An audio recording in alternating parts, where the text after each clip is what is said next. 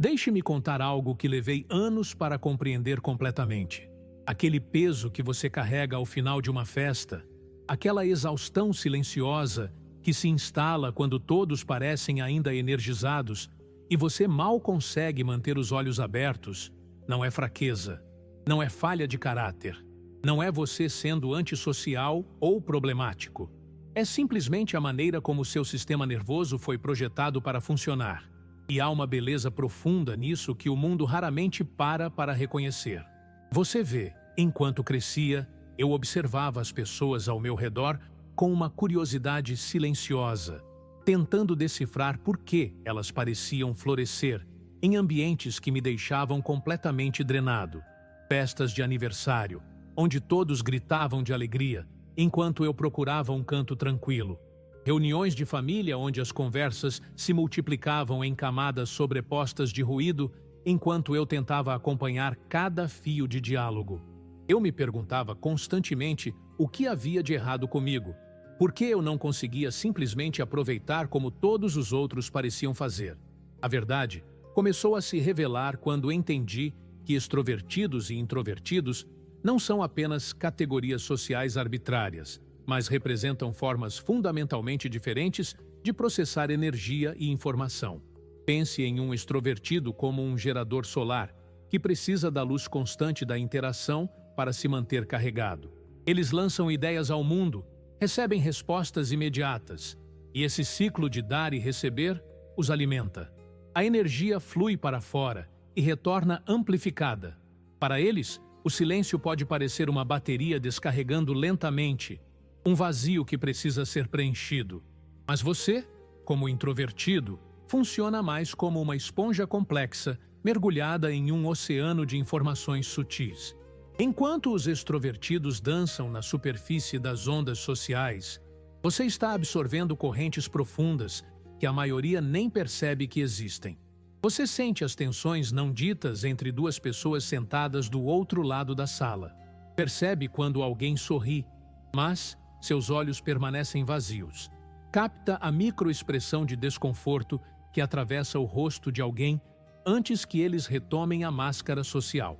Você processa não apenas as palavras que as pessoas dizem, mas o tom, o ritmo, as pausas carregadas de significado. Está constantemente lendo linguagem corporal, calibrando dinâmicas emocionais, detectando mudanças atmosféricas na sala que outros atravessam sem sequer notar. E tudo isso acontece simultaneamente. Um fluxo incessante de dados emocionais e sociais que seu cérebro trabalha incansavelmente para organizar, interpretar e compreender. Como você não estaria exausto? É como comparar alguém que caminha casualmente pela praia com alguém que está mergulhando profundamente, explorando cada caverna submarina, cada formação rochosa, cada criatura escondida nas sombras. Ambos estão no mesmo oceano, mas a experiência não poderia ser mais diferente. Há uma camada adicional de desgaste que raramente é discutida abertamente. A maioria das interações sociais, especialmente em grupos maiores, operam em um nível de superficialidade quase performático. As pessoas perguntam como você está sem realmente querer saber. Comentam sobre o clima, sobre trabalho, sobre assuntos seguros e rasos que não exigem vulnerabilidade real. E há uma coreografia social implícita que todos seguem: sorrir no momento certo, rir das piadas certas, demonstrar interesse educado mesmo quando não há conexão genuína. Para muitos, essa dança é quase automática, um script social que executam sem pensar muito. Mas você percebe cada descompasso entre o que é dito e o que é sentido. Você vê quando alguém está infeliz, mas responde que está tudo ótimo. Nota quando uma conversa é apenas preenchimento de silêncio desconfortável. Sente a artificialidade da persona que as pessoas vestem em público versus quem realmente são quando a máscara cai. Essa consciência constante cria um atrito interno tremendamente desgastante. É como assistir a uma peça de teatro sabendo que nada é real enquanto todos ao seu redor estão completamente imersos na ilusão. Você não consegue simplesmente desligar essa percepção. não pode parar de notar as incongruências, as pequenas mentiras sociais, o fosso entre autenticidade e performance. E porque você também está participando desse teatro social, há uma camada adicional de energia gasta em gerenciar sua própria apresentação, em garantir que você está respondendo adequadamente aos scripts esperados, mesmo quando cada fibra do seu ser quer apenas falar verdades profundas ou ficar em silêncio confortável. É exaustivo manter essa duplicidade, ser observador consciente e participante simultâneo de um jogo cujas regras parecem favorecer aqueles que conseguem se perder na superfície sem questionar a profundidade ausente. Agora, pause por um momento comigo. Se esse roteiro está ressoando com algo profundo dentro de você, se essas palavras estão nomeando experiências que você carregava sem linguagem adequada, eu gostaria de convidá-lo a fazer algo. Inscreva-se neste canal, não como um gesto automático de consumo de conteúdo, mas como um reconhecimento de que você encontrou um espaço que honra sua maneira de ser. E nos comentários, compartilhe uma única palavra, apenas uma, que capture como você se sente quando finalmente pode sair de um evento social e retornar ao santuário do seu espaço pessoal. Sem emojis, sem frases elaboradas, apenas essa palavra pura que encapsula aquele momento de retorno a si mesmo. Quero criar uma constelação dessas palavras, um mapa emocional compartilhado da nossa experiência coletiva como introvertidos. Sua palavra importa. Sua experiência merece ser testemunhada. Então voltemos à questão central da solidão, porque há um mal-entendido fundamental que precisa ser desfeito. A sociedade frequentemente equaciona estar sozinho com estar solitário, como se solitude fosse invariavelmente uma condição de privação.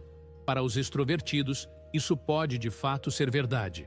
O silêncio de um quarto vazio pode sentir como subestimulação, um vazio que precisa ser preenchido com vozes, com presença, com a energia dinâmica de outras pessoas. Mas para você, introvertido, a solidão não é ausência, é presença. É o raro e precioso momento em que você finalmente pode baixar todas as defesas, soltar todas as máscaras sociais e simplesmente existir sem a necessidade de modular, performar ou processar. É quando você para de gastar energia interpretando os outros e pode finalmente dirigir toda essa capacidade perceptiva para dentro, reconectando com seus próprios pensamentos, sentimentos e necessidades que ficaram temporariamente em segundo plano durante a intensa demanda de navegação social. Pense na solidão como o momento em que um músico, após horas tocando em uma orquestra barulhenta, finalmente pode ouvir o som puro do próprio instrumento. Ou como um pintor que, após trabalhar em um estúdio lotado, pode finalmente contemplar sua própria tela sem interferência. A solidão não é você se escondendo do mundo, é você retornando a si mesmo. É restauração, não isolamento. É recarregar baterias que foram drenadas não pelo mau funcionamento, mas pelo uso intenso e apropriado de suas capacidades naturais. E há algo profundamente sagrado nesses momentos de quietude, uma qualidade de paz que não pode ser replicada ou apressada. É quando você pode ler sem interrupções, pensar sem fragmentação, sentir sem precisar imediatamente nomear ou explicar suas emoções para outra pessoa. É liberdade de uma forma que extrovertidos raramente experimentam ou valorizam porque seu sistema nervoso simplesmente funciona de maneira diferente. Mas vivemos em uma cultura que fundamentalmente não entende ou valoriza essa necessidade. Olhe ao redor e você verá como a sociedade moderna se organizou quase exclusivamente em torno de valores extrovertidos. Escritórios de plano aberto que eliminam qualquer possibilidade de privacidade ou concentração profunda. Expectativas de networking, constante como caminho para o sucesso. Reuniões intermináveis onde falar é valorizado acima de pensar. Celebrações de quem tem mais conexões no LinkedIn, mais amigos no Facebook, mais seguidores no Instagram. como se quantidade de interações superficiais fosse sinônimo de riqueza relacional. O ideal cultural é alguém sempre disponível, sempre social, sempre on, e qualquer desvio desse padrão é sutilmente patologizado. Você prefere ficar em casa lendo em vez de ir a uma festa? Deve estar deprimido. Precisa de tempo sozinho depois de um dia de trabalho? Está sendo antissocial. Prefere conversas profundas um a um em vez de grupos grandes? Algo deve estar errado com suas habilidades sociais. Essa pressão cultural constante para se conformar a um ideal extrovertido cria uma camada adicional de sofrimento para introvertidos. Não basta lidar com a exaustão natural que vem de processar profundamente. Você também tem que carregar a mensagem implícita de que sua maneira de ser é defeituosa, que você precisa se consertar, se forçar a ser mais sociável, mais expansivo, mais confortável em ambientes que naturalmente o drenam. É como dizer a uma coruja que ela deveria aprender a funcionar melhor durante o dia, porque a maioria dos pássaros faz isso. Ignora completamente que diferentes criaturas têm diferentes ritmos, diferentes necessidades, diferentes formas de prosperar.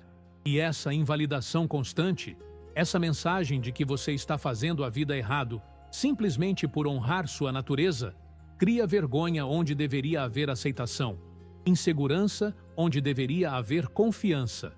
Mas aqui está a verdade que raramente é articulada com clareza suficiente. Essa sensibilidade que faz você ficar exausto, essa capacidade de processar profundamente que torna eventos sociais tão desgastantes, não é uma maldição disfarçada.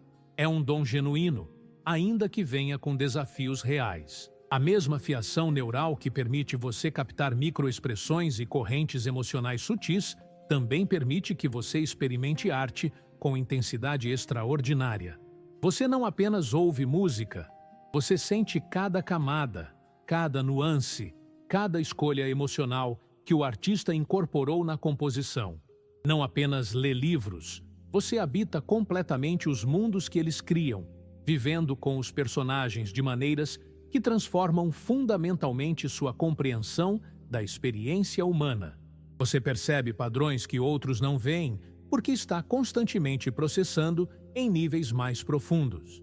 Essa profundidade de processamento é o que permite grandes avanços criativos e intelectuais. Muitos dos maiores escritores, cientistas, artistas e pensadores da história eram introvertidos pronunciados, não apesar de sua introversão, mas em parte por causa dela. Isaac Newton desenvolveu teorias revolucionárias durante períodos de isolamento profundo. Emily Dickinson criou poesia que ainda ressoa séculos depois, escrevendo em reclusão quase completa. A descoberta de padrões complexos, seja em matemática, literatura, música ou natureza, frequentemente requer o tipo de foco sustentado e reflexão profunda que vem naturalmente para aqueles que prosperam na solidão contemplativa. A capacidade de sentar com uma ideia por horas, dias ou anos, virando-a em diferentes ângulos sem a necessidade de validação externa constante, é rara e preciosa.